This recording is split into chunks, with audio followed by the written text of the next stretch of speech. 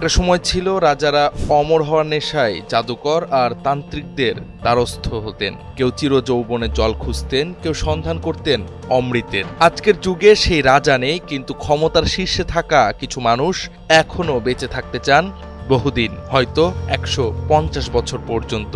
সেই স্বপ্নের কথাই উঠে এলো বিশ্বের দুই প্রভাবশালী নেতা, চীনের প্রেসিডেন্ট শি জিনপিং এবং রাশিয়ার প্রেসিডেন্ট ভ্লাদিমির পুতিনের হঠাৎ এক আলোচনায়।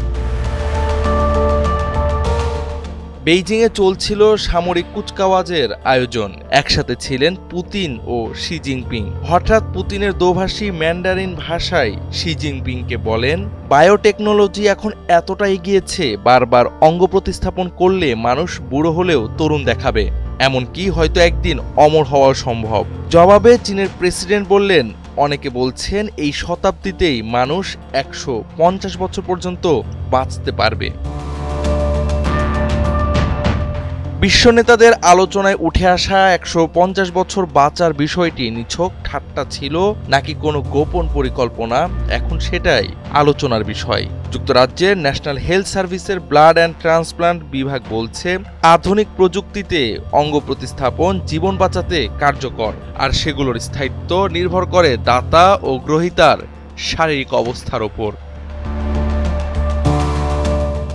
এখন কিডনি, লিভার, হার্ট, ফুসফুস প্রতিস্থাপন সম্ভব হলেও রোগীকে আজীবন নির্দিষ্ট ওষুধ খেতে হয়। এ সমস্যা কাটাতে বিজ্ঞানীরা কাজ করছেন রিজেকশন ফ্রি অঙ্গ তৈরির ওপর, যা শূকরের জিন বদলে বা স্টেম সেল দিয়ে মানুষের নিজের কোষ থেকে তৈরি করা যায়। এখনও তা পরীক্ষামূলক হলেও ভবিষ্যতে বারবার অঙ্গ প্রতিস্থাপন করে দীর্ঘায়ু পাওয়া অসম্ভব নয় দাবি বিজ্ঞানীদের। পুতিন শির আলোচনাও হয়তো সেই ভবিষ্যতেরই ইঙ্গিত ছিল।